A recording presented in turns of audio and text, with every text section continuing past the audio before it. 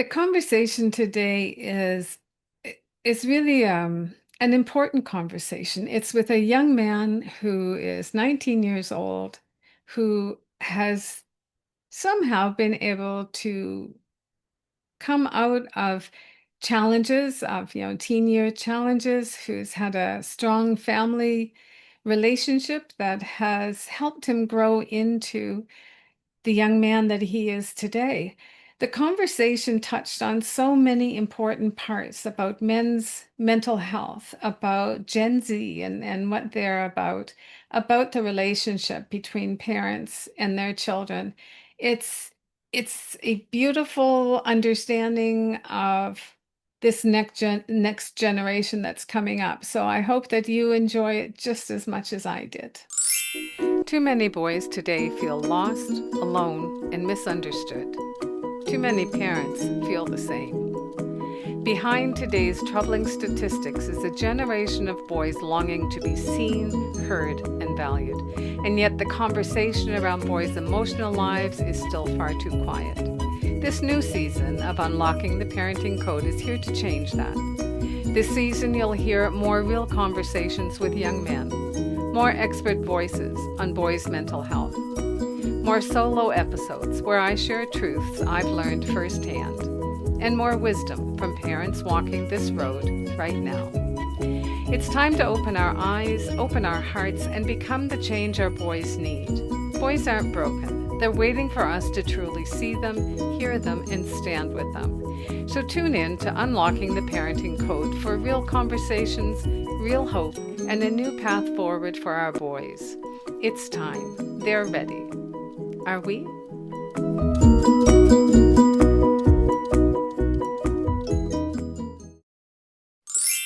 Welcome back to Season 3 of Unlocking the Parenting Code, all about boys. I'm your host, Kathy, and today I'm welcoming a young man who I find quite intriguing. Keoni Upton is the host of the Growth Concept podcast, where he interviews inspiring guests to share powerful lessons on personal development, mindset, and success. He's also the founder of TGC Media, which helps brands grow with strategy-driven content and an authentic online presence. Through his podcast and digital services, Keoni empowers individuals to unlock their potential and create meaningful impact. Passionate about growth and connection, he's building a community driven by purpose, progress, and real conversation. All this, and he's 19 years old. Welcome to the show, Keoni. Catherine, thank you so much for that flattering introduction. It means the absolute world to me for the opportunity to come onto your podcast. And I feel like the concept you're discussing is so important, especially with young males growing up in this day and age with the amount of information out there can be so overwhelming to find that guidance. Thank you so much for having me. Well, thank you. That's important for me to hear too, because although I've tried a bunch of different things, different ways to have this conversation going, it's this season that is the first time that I'm talking to young men, like men who aren't yet parents themselves. And I think those are the voices that we have to hear more of so that we can, start making a little bit more progress in just making the world a better place. So I am thrilled to have this one. All right. So in the introduction, I explained a little bit about what you do. But if Mm, someone was to meet you today for the first time and wanted to really understand who you are, not what you do, what would you want mm. them to know? Such a good question. So if I was going to meet someone today and they wanted to know what, like, who and what I stand for, definitely I would come across as a very ambitious young individual who's always striving for becoming the best version of myself possible. And as cliche as that sounds in this day and age, but it's the truth. And I'm always willing to learn from others, wanting to grow and help others build a community. And I think that's really value driven in the sense of growth and connection. And not just a connection on its own, but the authenticity and that realness that comes with it. And when you're authentic and truly present with someone, then you see them past the facade they're putting on, past the expectations, past the stigmas they're trying to live up to, and you see them for them. And I think that's what is the root stem to what I'm doing today, in the sense of having those real, authentic conversations that empower growth. That's essentially my mission and what I'm striving for at the moment. Okay, well, I love everything that you said. And it moves into the first thing that I want to talk about because, Mm. like, I kept thinking about you and what you're doing. And, like, our initial conversation, I thought you were at least a decade older than what you were, just from experience, wisdom, the way you talked, how grounded you seemed to be. So, I really would like to understand how you got here. So I know you grew up in Mm. Perth in Australia. Yes, correct. So can you just talk a little bit about, what shaped you as being a boy growing up? Like, were there certain experiences or certain people or moments that stand out? Yeah, so this is a such an amazing question, and it's such a long story. But yes, I'm from Perth, Western Australia, with kangaroos and koalas everywhere. That's the stereotype that is often perceived around the world. And yeah, I grew up with, I'm still living with my parents today. The property market is crazy at the moment, so it's super hard for a young man and individuals in general to get in the property market. But my primary school days and high school days were challenging, I would call it. So I went to graduated high school, but throughout that I have dyslexia, really bad dyslexia, and throughout this time of my life, if I didn't have loving, supporting parents, it would be a lot harder than that what I went through myself. So if we take it back a notch, with being diagnosed with this dyslexia in year two, I think it was, and throughout then, school perceived me as different, and I was separated from my peers. It was the normal kids who were excelling in school and then the others. And I wasn't alone in this. There were heaps of people in the same boat as me. But the powerful thing which helped me thrive in my primary school years was my mum helping me, putting together a community at school, helping kids learn to read, how to spell, how to say syllables and stuff, because I had really bad stutter problem as well. And having a mum who cared so much about this and was willing to go all in on it helped the foundation of my reading and spelling capabilities. And then I graduated primary school, entered high school, when things started to change. I was then taken in hands of, I want to say, learning different learning channels in high school. And yeah, there was that division, but this division was even more separated than ever, in the sense of the normal kids went to their normal classes and I went to learn how to spell, learn how to write classes. And this just built that division up more and more. And it got to a point where I was told so many limiting beliefs about my dyslexia and my abilities, that I can't read, I can't write, I can't do so many things. And as you can imagine, the toll that took on my peers who had the same similar situation as me and myself, that you then have this negative belief. And I thought to myself, I can't live like this forever. And it wasn't until after school, graduated school, having all these limiting beliefs throughout my whole high school journey, that I actually researched what are the pros of dyslexia and having ADHD. And ADHD, okay, you can hyper focus on stuff. Okay, okay. And I'm looking at what I'm doing now. Okay, hyper fixating on something I'm passionate about. Okay. At that point in my life, it was learning, talking to different individuals. So I would have these conversations. And then it went into pattern recognition. I could then see patterns that no one else was seeing, gaps in the market, specific niches that I could tap into. And that's the story of overcoming that limiting belief, going through school. And then I think it's important to say throughout that, it wasn't all rainbows and flowers with, yay, you overcome this limiting belief. My parents are absolutely amazing. I am so grateful for everything they have done, but you can be the best parent in the world.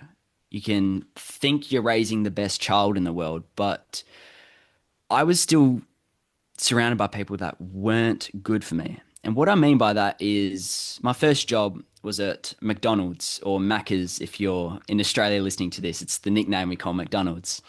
And at this place, I was surrounded by people which were a negative influence on my life. And what I mean by that is I was doing things I shouldn't be doing. Every weekend, I was going out, smoking, drinking at age 16. Keep that in mind, I still had loving parents. They raised me so well. So it wasn't a parenting factor. I was risen with beautiful parents, strong family connection, and I was still doing drugs and alcohol. And looking back, I'm like, okay, why is that the case? It was the influence of my environment. So your child can be so glamorous growing up, but your parenting style is going to have no impact on them. It's the community and the environment they surround themselves with. And I went through a massive shift in my life after I was let go of my Macca's job, McDonald's, and then I got a new job at a cafe. I was now 16, turning 17. And then my environment changed. I wasn't talking or associated with the people doing drugs and alcohol. Now I was associated with people that were having these big ambitions and goals in life. They were asking me the question, what are your goals? Where do you see yourself in 5 to 10 years? You know, as a typical 16-year-old kid, I don't know, I just want to have fun. I just want to go out with my mates, want to get my license.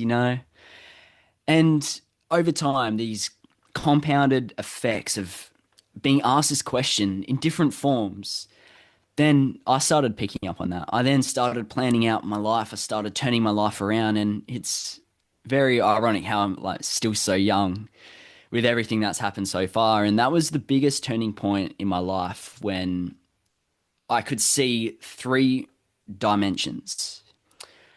I was growing up, loving parents, realizing that they had a massive impact on my adolescent years as a kid growing up. But then as I'm influenced by my friends, external peers, etc., then there's that avenue and then the avenue of, oh, I could be. And then I then realized and I could visually see the three different paths that was presented to me, and each three paths have taught me a valuable lesson. And they have all led me to where I am now, where I'm hosting my own podcast, as you mentioned in the introduction, have started my own business and studying full time as electrical apprentice, and also doing a dual diploma in social media marketing and new business. So that's essentially the foundations of where I am today. When you were talking about this, I kept thinking about like imagining. Mm, You had a challenge that was diagnosed, recognized, and you were separated because of that, which yeah. there's a whole bunch of stigma that, that I that's a whole different podcast. Mm, On the other side, there are so many um, boys. I'm only talking about boys at the moment. There are so many boys that go through the educational system and they don't have a diagnosis, but mm, they are never, they don't thrive for a mm, variety of reasons. And so far, I've only interviewed a few young men. And um, what was the most passionate conversation that they came out with was when they started talking about their education. mm, And it all kind of came down to their self-esteem, their sense of worth, their sense of that they're as good as the girls in the classroom just got beaten down year after year after year after year.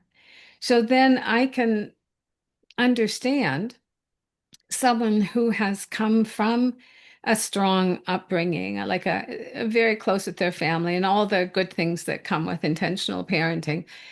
And like you said, when you get into especially mid-adolescence and above, that's really where you need the mentors in your world. You Yeah. need people outside of your, family circle.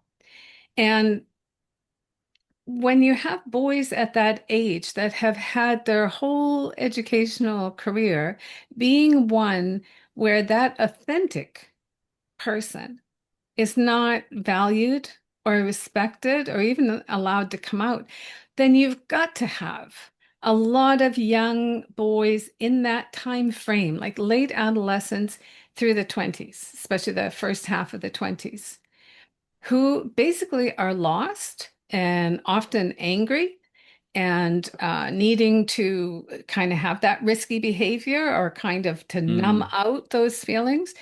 So it just kind of, when you were talking, it was like, somehow you still got through it. Like that Yeah. negative part of, I will say, the negative part of Mm. education for all boys, plus having a challenge that isolated you from the main group. So that in and of itself is quite a, it's quite an amazing thing. Mm. Um, Okay, so tell me that gives me a different idea of your kind of your experience going through the educational system. One of the Mm. things you said in your before this conversation was about your relationship with your father, and Yes. that you got along really well with him. You were close. You did things together, but you Mm. didn't have the same kind of emotional connection that you have with your mom. And when I read that, it was like, I think that might be almost, the majority of families at the Yeah. moment, because that's really been a generational thing too, where the father, that's their way of showing their love, Mm. and they haven't been nurtured, nor are a lot of Yeah. current young boys. They haven't been nurtured to be vulnerable enough, be authentic enough to be able to share their real emotions. So tell me a little bit about you and your dad, like, because he was be your first male role model. Yes. Correct. Yeah. So the relationship with dad and I is very, very strong, I would say.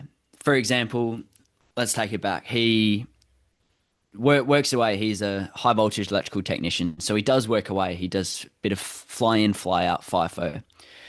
And during COVID, I'm sure we can all relate to this. When the world panicked, it was all in lockdown.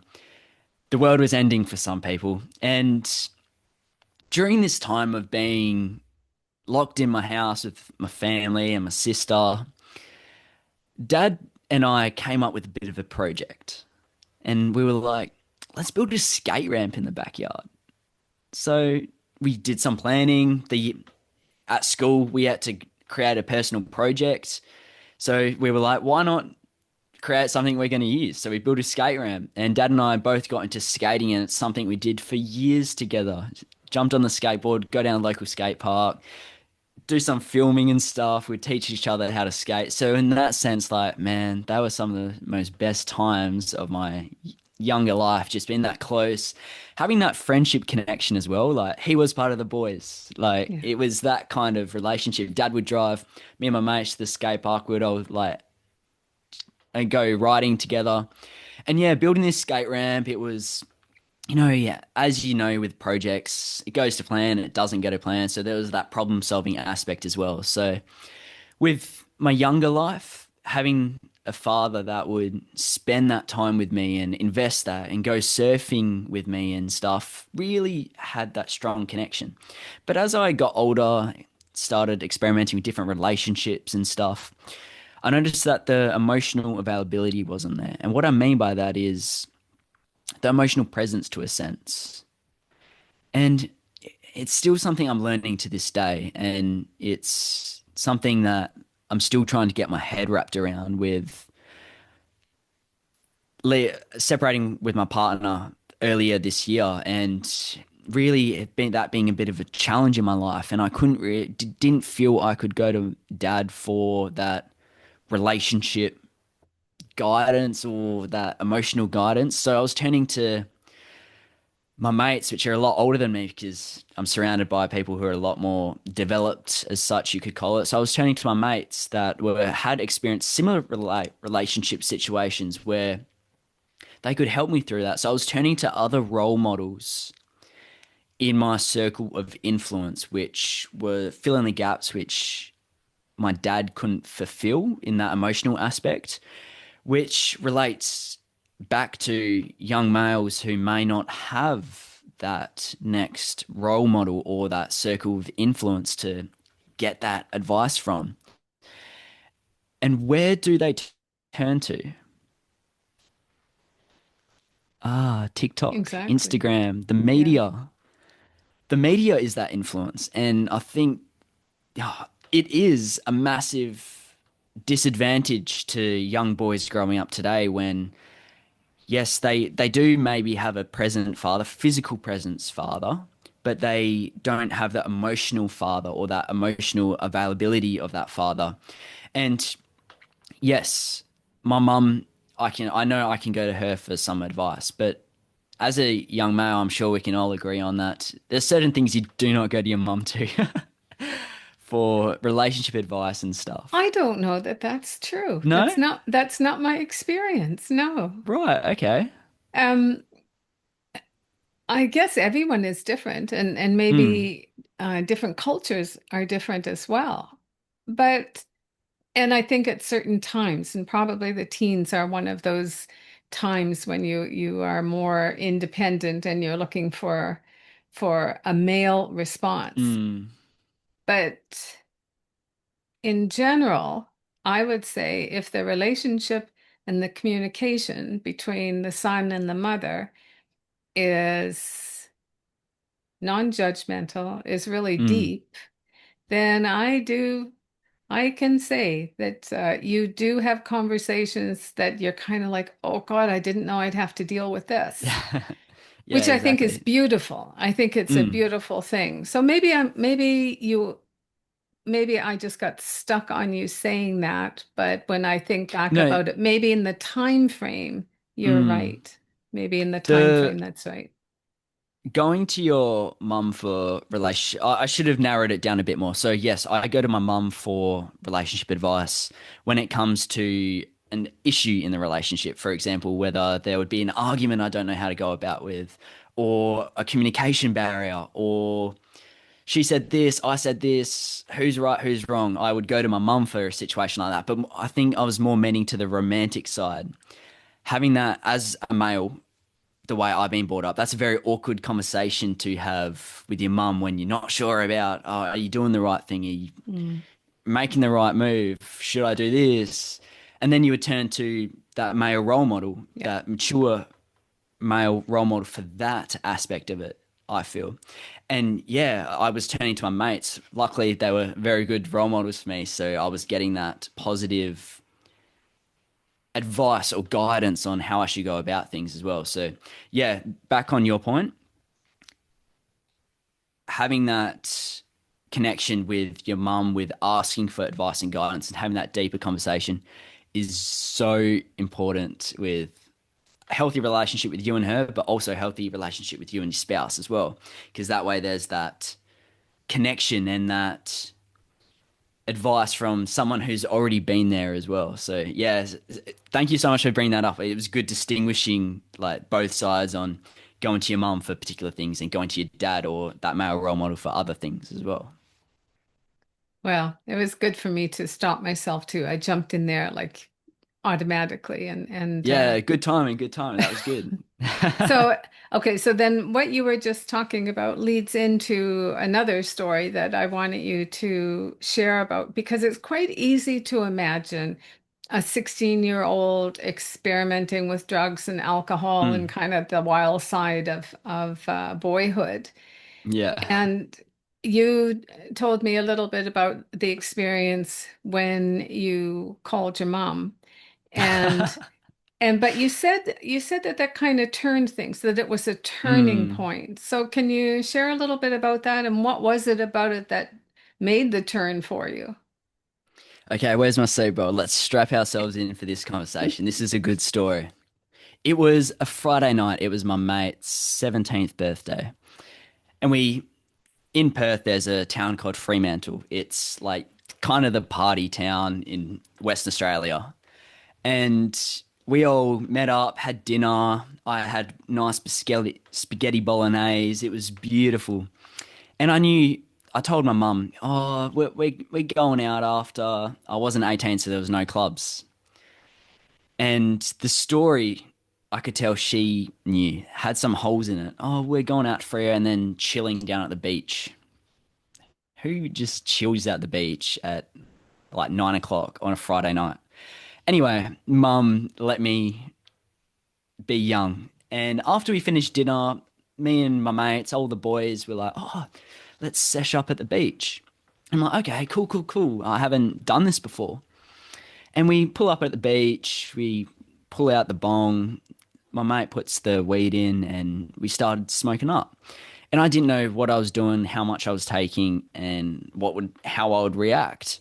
And I like being in control of my life to an extent. And when I lose control of situations, or more the sense, if I lose control of myself and I'm not in control, who knows what's going to happen? I could panic. I could have what's the word, like a panic attack or something. And the people I was surrounded by definitely didn't help that. So after we arrive at the beach, I'll get out, starting to have fun, and I light up, and then I'm like, oh, okay, it's not too bad. And then as I'm walking down to the beach, boom, it hit me. I was in third person, I was teleporting around, I didn't know where I was. And then I started blacking out. I was so confused on where I was, and then I would be like, oh, I'm going. And then I would faint. And my mate caught me and he was laughing. They were all laughing at me and stuff. And I kept blacking out, blacking out. And I'd wake up, not knowing where I am, and then I'd pass out again. I think it was because of a fear factor, or my brain hasn't experienced something like that before. And I was in a panic state. I was convincing myself that I was going to die. I heard sirens. It was the police. Luckily, they weren't coming here, but they were driving past, and I was panicking, thinking I was going to go to jail. I would die. And then I started to calm down a little bit. And then I walked back to the car park where the two cars were parked we were in. And to make things better, this was with my manager at work, at my first job. So the people I was with had their license, and then I vomited as I got to the car. And because I ate biscotti bolognese for dinner, that vomit was red. It looked like guts, and the people I was with thought it was guts too. And then they say, Keoni, your guts are coming out. Your guts are coming out. And I'm like, oh no, I am actually dying. So then I've had another panic attack, blacking out again, not knowing where I am. And this went on for hours. And I started to relax a bit more, sitting in the car, listening to music with my boys. And then the manager, the guy driving, was, oh, let's find a different car park. And he was stoned as well, stoned driving behind the wheel. And as we pull out the car park, I'm like, I do not want to die. Don't drive, man. You're not good to drive. And he's like, oh, it's all good, man. And he's driving all over the road. He's like, whoa. And then he crashes. And then it went silent. It wasn't a bad crash, but it was a crash. He crashed over two massive curbs and pulled into a car park. And we all get out, and I'm again having another panic attack. And I'm saying, I'm going to die. I'm going to die. This is it. And I called my mum down at the beach at 12 o'clock on a Friday night. I said to mum, Mum, I think I'm dying down at the beach. Boy, that conversation you would think would not go down well. My parents live around half an hour away from the beach when you do the speed limit. My mum got to the beach in 10 minutes. I was fine. I wasn't actually dying. I was just in another world that I wasn't used to. And my mum picked me up. She was content. She was calm. And I'm in the car and I'm telling her about just talking. And she goes, "It's okay. You're okay." And I knew that I was safe now. I was removed from these people. We went home. I went to bed. And then the next morning, I'm like, that's right. The night I had last night, oh my God, I'm going to be grounded. I'm going to get screamed at. Oh my God, I won't be able to hang out with my friends for months. And I get up thinking it's going to be the end. But mum and dad just sat me down on the couch and they just said, let's chat about it. And I'm like, okay, you're not going to scream at me, throw a chair, what's going on? And mum goes, you called us when you felt unsafe. You called us when you felt that you weren't in a safe environment and you had risk to you. Thank you for calling us. It means a lot that you felt that you could trust us. And I'm like, oh yeah, I haven't seen that point of view. That I called my mum when I was extremely unsafe and she didn't know the situation. She didn't know what I did. And that was a bit of a relief. But she goes, however, you did do this. I understand you're growing up. And it would be lying to you if we weren't in that same shoes. You know, growing up as a kid, you try different things, some good, some bad, as long as you learn, right? And yeah, I got grounded for not driving for 6 weeks because the drug stays in your system for 6 weeks, which was a pretty relevant ban.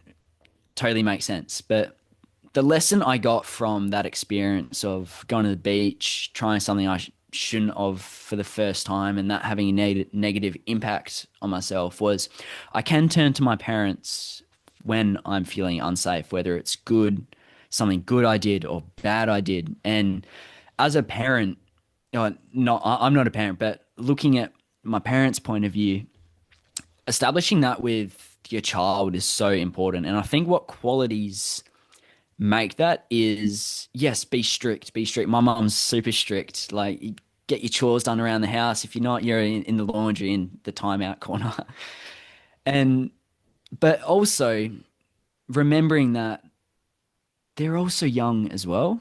They're going to take risks, especially young males, man. Like when they get their license, they may get speeding fines, they may do something silly they shouldn't have, but you can only learn so much from telling someone. It's when they experience it and actually are in that moment, that's when they're like, oh, that makes sense. So that's the experience I had with mum realizing I can go to her for help, advice, guidance, no matter if it's good or bad, she's there. And if I didn't have that experience, I don't think I would be as certain as I am now, or it would have taken me a little bit longer to realize this. And that was the key turning around point for myself with realizing I can turn to my parents for pretty much anything. When I was raising my son, I longed for a guide, something real, honest, and grounded in what boys truly need. So I created the book that I wish I'd had. Packed with tools and real world strategies that actually work, you'll learn how to nurture his emotional world and finally understand the feelings behind his behavior. Because boys don't need punishment, they need guidance. We'll bust the myths that keep boys boxed in and help you support him through the real challenges of growing up. Most of all, it's about transforming your connection, one small moment at a time. Raising boys who become remarkable men. Get your copy today, and let's create a beautiful future together. You know, there's two things actually that came to mind when you were talking. I think it's beautiful. Like the experience Mm, itself is beautiful, and as a parent, you actually want your children to um, make as many mistakes as they can while they're under your roof before they are making all of their own decisions in exactly. the outside world. But the thing of it is, so there's two things. One is that it's different today. So, Mm. I'm older than your parents. So I grew up in the 60s. So sex, drugs, and rock and roll, like that was my world. Yeah, exactly. And, but what you're talking about right now is a time where it's not as pure. So Mm. the statistics around the increase in the rate, I can't remember the name they use for it, but it's when, and this was male statistics, but it was when a young male dies from drugs, but it's not drug overdose, it's not suicide, but it's that they had taken drugs recreationally, but Mm. that drug was maybe laced with something else, or it was at a Yeah. strength that is kind of, superhuman. So it's not the same. So you get this, it's the same need to explore, experiment, the normal things of growing up. Yeah. But a parent is always thinking, is my kid going to try something that's going to kill them when they don't mean to? Like, it's Mm. the statistics have gone really, the percentage has gone quite high of young men who are dying from, I don't know if it's more than intentional suicide. It's just the numbers. I just heard that a couple of days There's ago. a lot of laced drugs these days than ever before. Yes. Yeah. Mm. So it's a hard time to be Yeah. wanting to experiment, explore, and but still be safe. Like it's that's a real challenging thing, both for Mm. the kids, but also for the parents. Going back to that environment factor of the environment your kids are hanging around, that too has a massive play in the sense of trust and everything. For example, another example with the whole parenting situation with your child wanting to experiment, I think having that bit of a friendship connection is vital. And what I mean by that is year 9 it was when vaping becomes a thing. My mates have their vapes. I was always too scared to buy one. But I could you not, I actually asked my mum for one.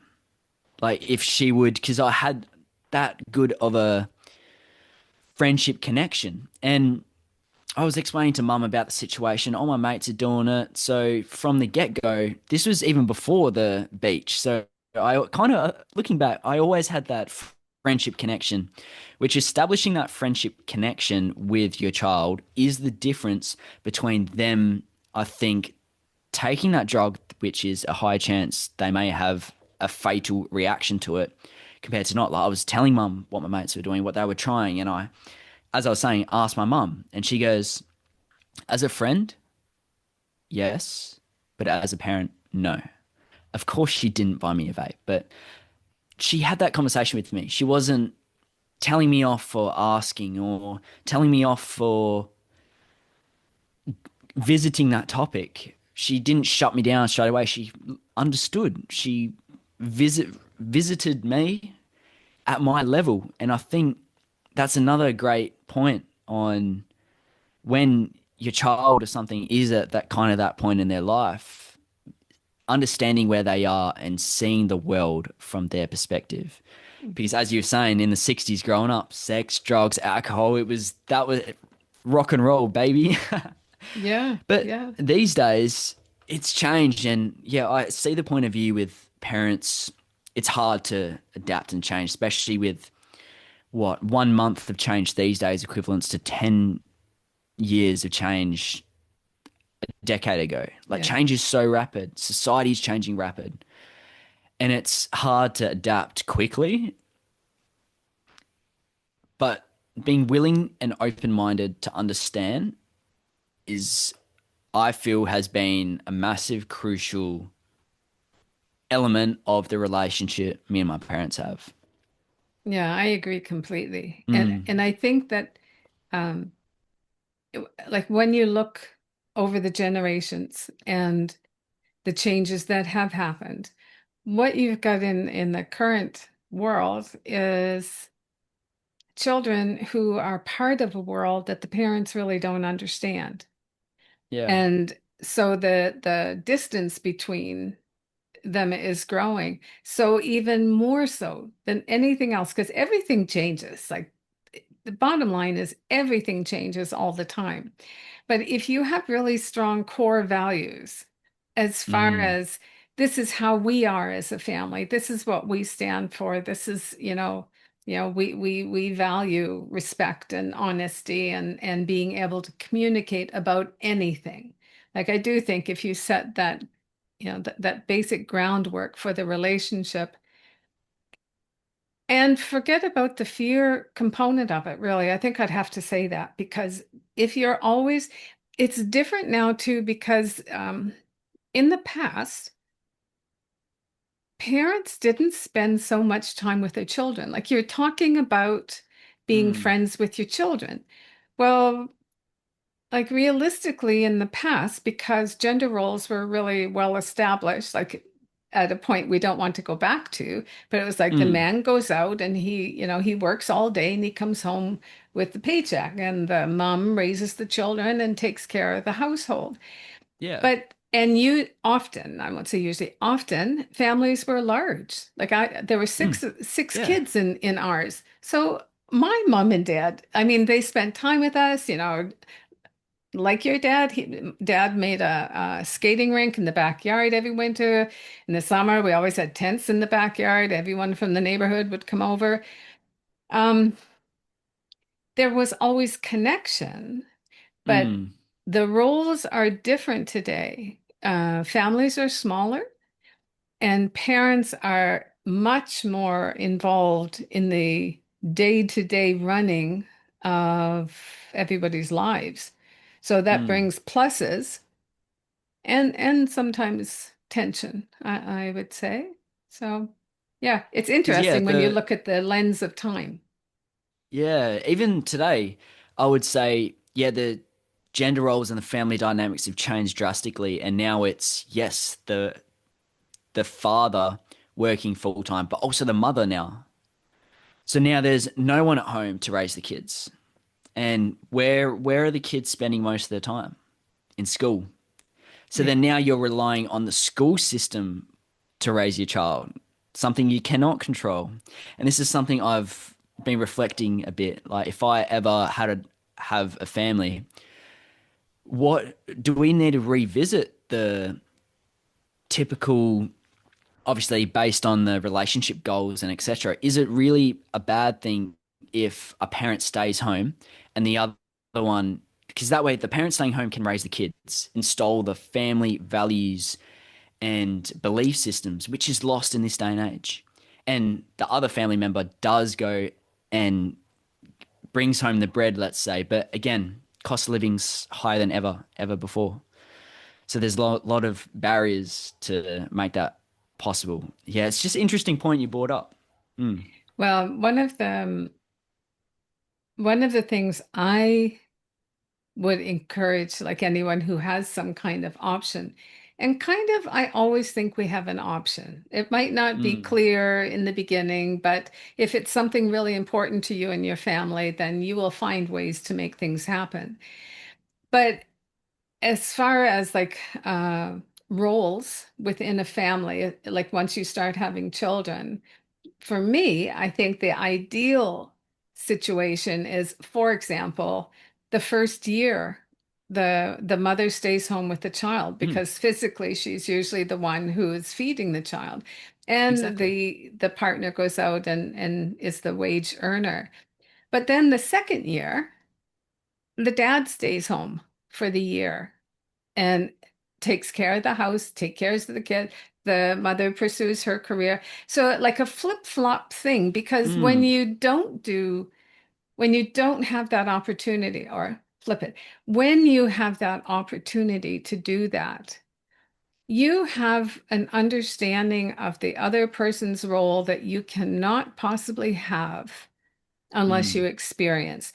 Perhaps the woman cannot understand the um, pressure, Mm. the burden of having to make that money to keep things rolling. Like, and it sounds light, but it's not light. It is a heavy burden when you are responsible solely for the whole family. And the same light for the father to be able to see and feel and understand the chaos of a normal day at home and still prioritizing that little child that you're spending the time with. I think Yeah. that kind of understanding of what both people's roles are valid, and if you can find a way to both have that understanding, like, you're way ahead of the game, I would think. Yeah, I love that. Such a good point. Okay, one of the things I did want to talk about, I can't believe the time, how fast it's going. It's Yeah. 2:30. So, It's okay. always like that with a great podcast episode. Well, I wanted to, because we are recording in June, I really wanted to talk a little bit about men's mental health because I think it is one of oh, it's painful. It's a painful situation that young men are in. And there are so many components of it, but it is something that's not getting better and that more conversations need to be, had about, even if it's just conversations that help young men understand it's not just them. And trying to find ways to somehow make things a little bit better, however small that step is, but to be doing that. So I had looked up some stuff. Mostly Richard Reeves is someone who just I love his work and he just does brilliant things. But I was on his website looking at some of his most recent articles, and there was one on for the mental health um, in June, and he says. Boys and men are increasingly lonely and at a higher risk of suicide and deaths of despair. In a different study, it showed 15% of young men today report having no close friends, and that is a five-fold increase since the 90s. The Wow. other statistic was men are four times more likely to die by suicide than women and significantly less likely to seek help. So those are major issues. Mm. Agreed. What are your thoughts about it? Those numbers are very scary. And at the moment in Australia, there's a charity going on called Push for Change. And in Australia alone, it was 3,214 suicides were in 2023. And in proportion to Australian population, that is crazy. So I can see the stats. My thoughts on it, yes, we can all say things have to change, men have to speak up, but the thing is, talking about it's one thing, but taking action's a completely different game. And with those numbers, what increasing as well, goes back to the father figure in their life, I believe. For example, I have many different avenues of escaping. And when I'm fully stressed out, I have podcasts due, clients calling me. Oh, I still got to work 50 hours a week at my 9 to 5, also trying to grow a business. And it's like, it would just be better if everything was silent. And even I've had that, not thought, but it's been on my mind that I'm like, okay, I got to make sure I'm looking after myself. And I think looking after yourself will help you. And whatever that means to you, for example, physical activity, it was 120 minutes a week in nature increases your mental health drastically. Yeah. So then it's up to the individual to be willing to learn and adventure into a potential solution. And yeah, I think we both say easier said than done. But it also goes back to the parent, the father or friend they have. And for example, a dad that is emotionally closed off. I was picking up traits like that. I In my last relationship, I didn't really want to express how I was feeling because I was seeing that struggle with my dad's point of view. And my, yeah, that's the thing. It's like you pick up traits, whether you know it or not, from your parents, whether they're Yeah. positive or negative. And the big turnaround I had was I actually interviewed an amazing guest on the Growth Concept podcast, and she was talking about the trauma aspect. Yeah, the word trauma is very detrimental. It seems, oh, PTSD, I went to war and saw all my mates get blown up. That's trauma. Yes, 100% that's trauma. But there's also underlining trauma. There's emotional trauma. Trauma is a very heavy word. I would say a belief system, I would rather call it. A belief system that you picked up. And as we all know, beliefs take a long time to develop. And it's going to take a long time to unweave and unwind that belief system which you've developed. And going back to those stats, I think to make those stats lower in my perspective on life so far is having family values, sitting down, no matter how awkward it is, the family at the table. What are we doing here? Having that conversation with, okay, what do we actually love? What are our passions in life? And getting each person's perspective, and then having a board at somewhere within the home or work or wherever where you're just constantly reminded on, okay, value connection. Okay, I know I can go to my parents for that connection or love, friendship, etc.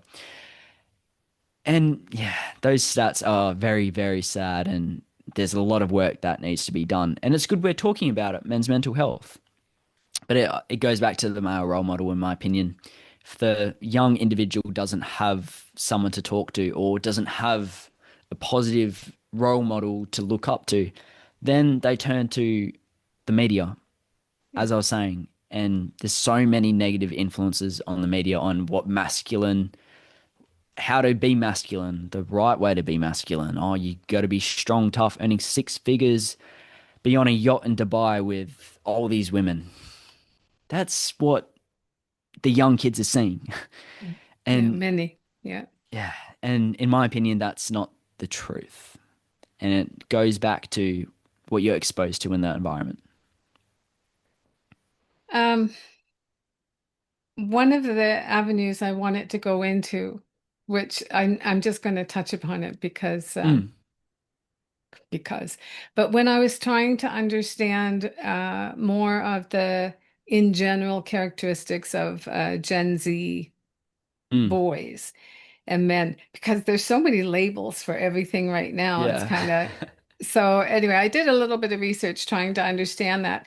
But there was one thing in particular that I wanted to make sure I shared with you, and I just want you to tell me what because you don't seem to fit into many of the stereotypes of That's the thing, um, yeah. so, okay, so one of the things was that, and this is in reference to Gen Z men, it says nearly half of young men say their online lives are more rewarding than their offline ones. Between gaming, porn, and social media algorithms Mm. that provoke anger or isolation. So, do you think, or how much do you think? The online world is harming young boys growing up in your generation.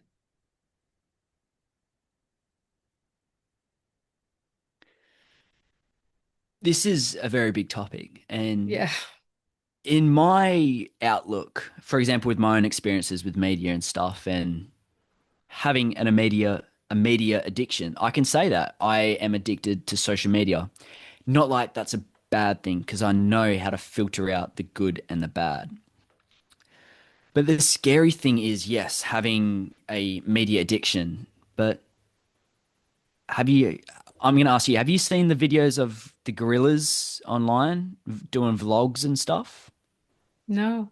No, okay. There's this thing going viral at the moment, and it's an AI generated video of a gorilla vlogging, and it looks so realistic. And I saw another one of this guy driving a car, and he crashes his car, and he gets out, and he's like, "Guys," like holding his phone, like doing a vlog, like after his crash. Completely fake, Yeah. completely AI generated. Mm. And I'm very cautious with what I do on my phone and how I use it, and I have restrictions on my phone.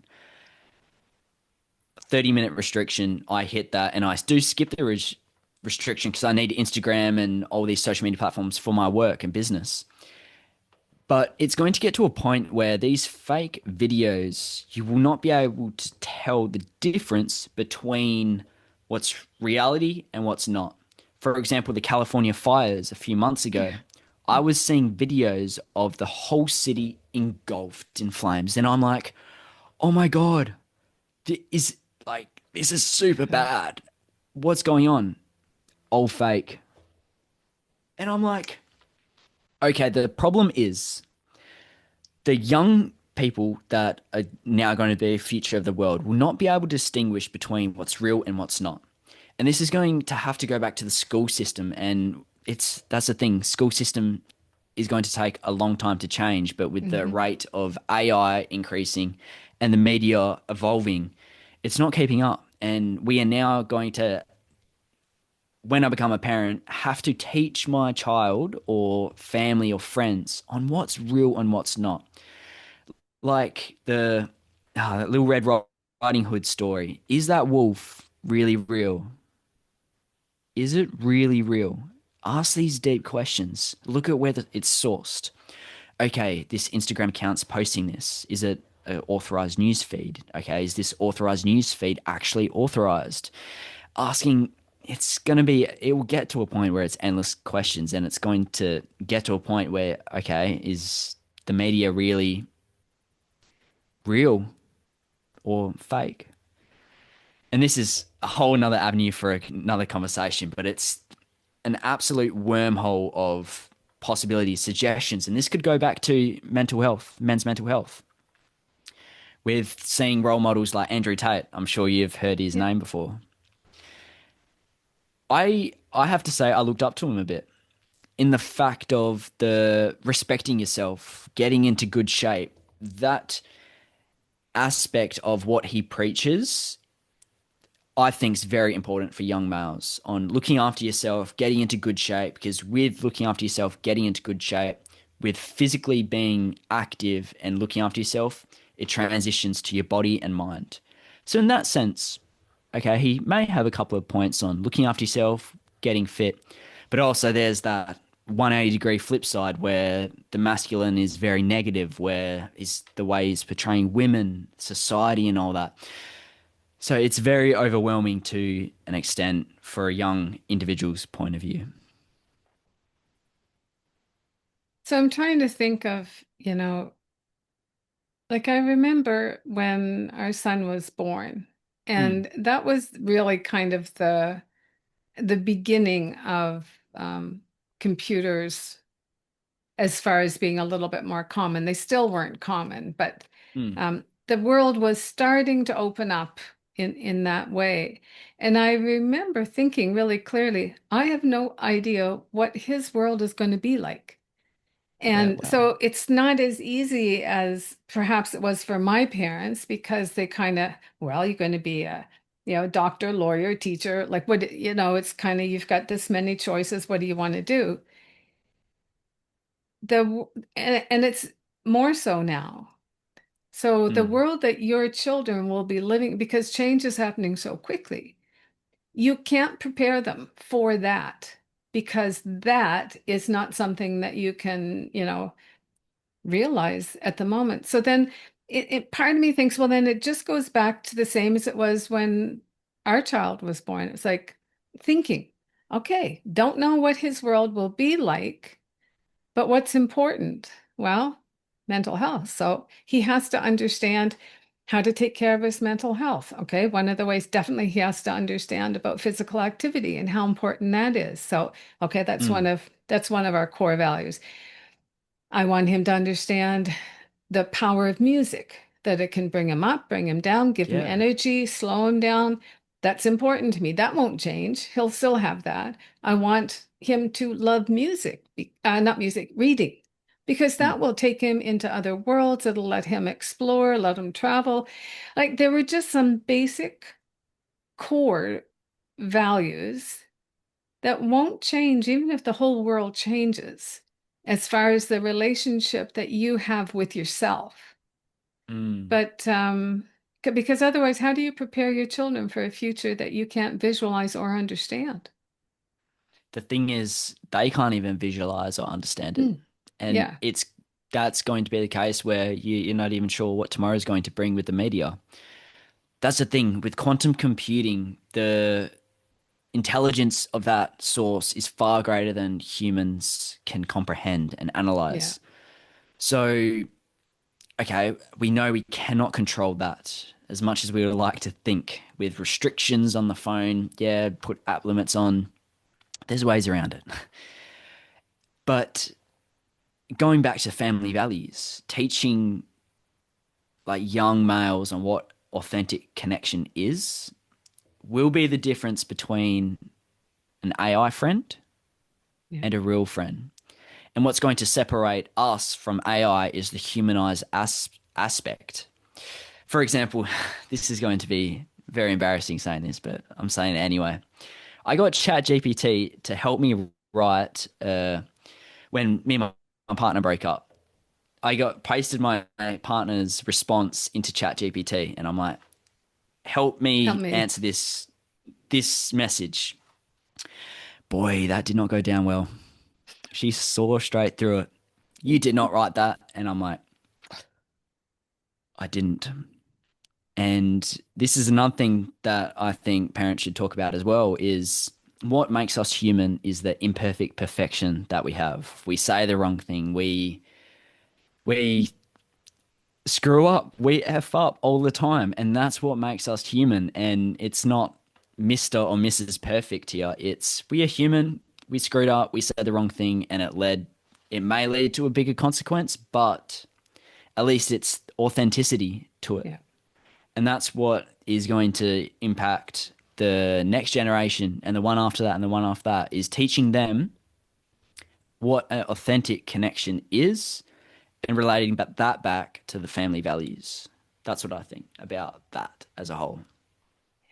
Well, I would take it just one more step, and Mm, I if I were a male right now, yeah, with the same understanding and drive that I have right now, I would be finding ways to create these communities. I see some exactly. beautiful things happening. I've seen a lot of good stuff in Australia, but I Yeah. would be finding ways to, you know, open up this community, Mm, I don't know how well you do it through social media because that's where everyone's connected. But you say we're going to start, weekly meetings on Friday night because, this is what we want to do. And you talk about real stuff. mm, Um, that's another way that I think you will be able to stay connected to try to work together at these things that are coming in your futures. Like when you do, mm, if you're lucky enough to have children, but as things go forward, if you've created some kind of community so that you're not alone but it's not your online community. yeah. It's guys that you can kind of punch in the elbow and say, I get that too. 100%. That's one good thing with obviously social media. With being on social media, there's amazing communities, like you were saying, especially in Perth, Western Australia. Perth is one of those health epidemic crisis cities where everyone's wanting to come better. It's a real hustle culture in Perth, which is absolutely amazing. It's community orientated with it being so isolated.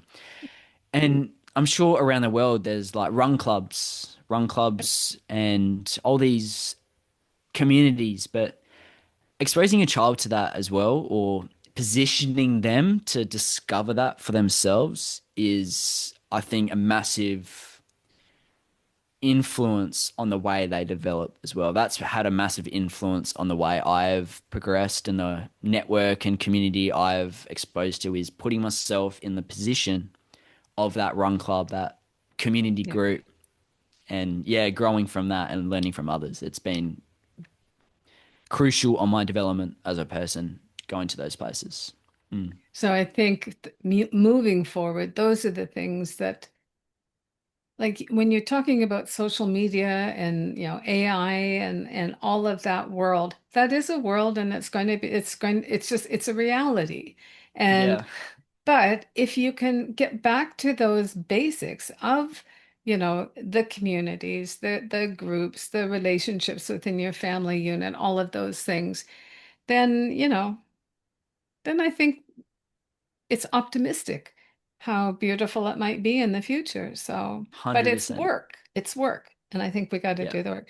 Listen, I'm mindful of the time here. And I know that I maybe we'll do this again, down the road because there are so many things I didn't talk about. But Mm. is there anything that we didn't talk about in particular that you wish we had of? I really like this question. I would say the role culture plays in growing up. Because especially in what I've experienced in different work cultures, with being exposed to drugs in the workplace culture, and then being exposed to another workplace culture where it's a lot more growth orientated. I think having the discussion on culture and what that really means, it's still a conversation I'm wanting to have myself within myself on what truly takes to have a positive culture and a thriving culture in this day and age. I think that's a really good point. Yeah, well, that's definitely a conversation that will impact things. So important Mm. one to have for sure. Um, Keoni, where can people connect with you, follow what you're doing, check out your growth concept, everything? Yeah, for sure. So I'm on all streaming platforms, The Growth Concept. Search that in any search bar or my name, Keoni Upton, and I'll be the first thing that comes up. My LinkedIn, the SEO is pretty good with that. And I'm on Instagram, TikTok, YouTube, name it, I'm on it. Yeah, all links, I imagine, will be in the show notes Yeah. below. Yes, they will. Everything will be there. All right. Well, thank you. Thank you very much. I really appreciate your honesty, your self-awareness, and the drive that you have to kind of be Mm. that authentic young man. So, for anyone who is listening to this, please share with other young men, share with fathers and mothers, because these are conversations that are going to impact the next generation as well Mm. as this one. So, thank you very much for being with us today, Keoni. Catherine, thank you so much. And I absolutely love your work you're doing with this podcast. I think it's an extremely untapped field of work, and I absolutely love what you're doing. Keep persisting, keep going. And I look forward for following the journey. Thank you. Well, thank you. Thanks very much.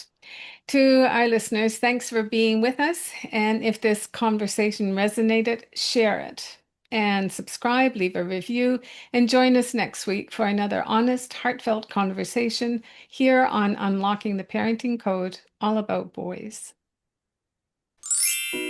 Thank you for sharing your time with me today. Every conversation we have here is a step toward raising boys who feel seen, heard, and deeply valued.